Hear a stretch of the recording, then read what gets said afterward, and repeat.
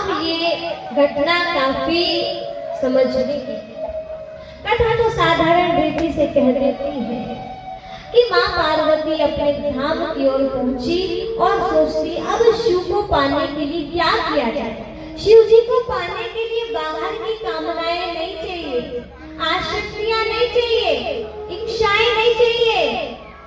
शिव को यदि पाना है तो पहले सारी इच्छाओं को खत्म करना होगा। देवों ने क्या क्या कामदेव को भेजा, ऐसा लग रहा था जैसे शिव जी को प्रसन्न करने के लिए ये बाह्य चीजों की आवश्यकता है।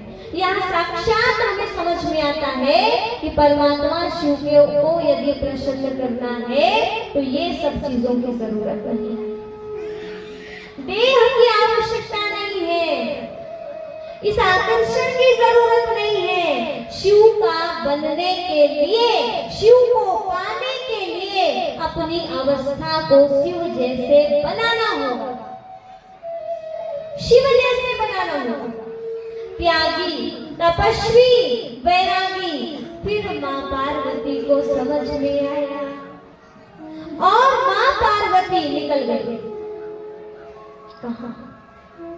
साधना करने के लिए।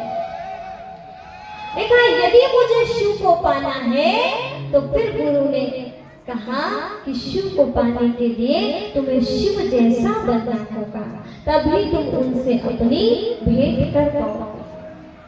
तभी माँ पार्वती महलों का त्याग कर देती है। कौन? राजा भीमवान की पुत्री, जिसकी माँ मैना है, जिसके अंदर मैं नहीं है, अभिमान नहीं है, जिसके पिताश्री स्वयं ऊंची स्थिति को प्राप्त किए हुए, जैसे हिमालय पर्वत ऊंचा है ऐसे भी ऊंची है। भीमवान बड़े शांत हैं, स्थिर हैं, उन्हीं को पार्वती की प्राप्ति होती है। जिनके अंदर मैं नहीं, ऐसी माँ जिसके अंदर मैं नहीं है, वो मैना है। और पिताजी कैसे हैं? पर्वत की तरह दृढ़ है, स्थिर है, अस्थिर नहीं है। और गीता जी में तो कहा गया स्थित प्रज्ञ आत्मा का बड़ा सुंदर वर्णन है।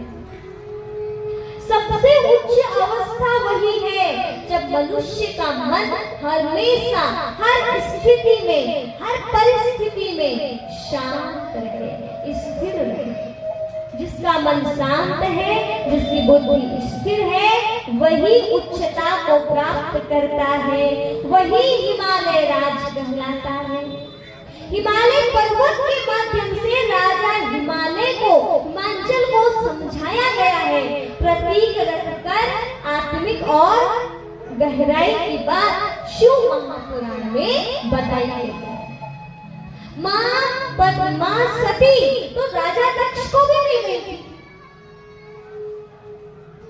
लेकिन माँ पार्वती किसे मिली? माँ पार्वती मिली है मैना को। माँ पार्वती मिली है स्थित प्रज्ञ जिसका मन है, ऐसे राजा को, ऐसे पिता को, उनकी पुत्री बनी। माँ भगवती की प्राप्ति हर किसी को नहीं हो सकती। भगवती प्रतीक है आत्मा का और शिव प्रतीक है परमात्मा के। और जिनका मन स्थिर है वही आत्मा की प्राप्ति, वही आत्मा की अनुभूति कर सकता है। जो दृढ़ है, जो निश्चय है, जिसे परमात्मा में है, जिसकी बुद्धि डर की आसक्तियों में फंसती नहीं है, भटकती नहीं है, वही तो राजा है हिमांचल। उन्हें ही तो प्राप्त हुई है आत्मा रूपी पार्वती। और पार्वती जी को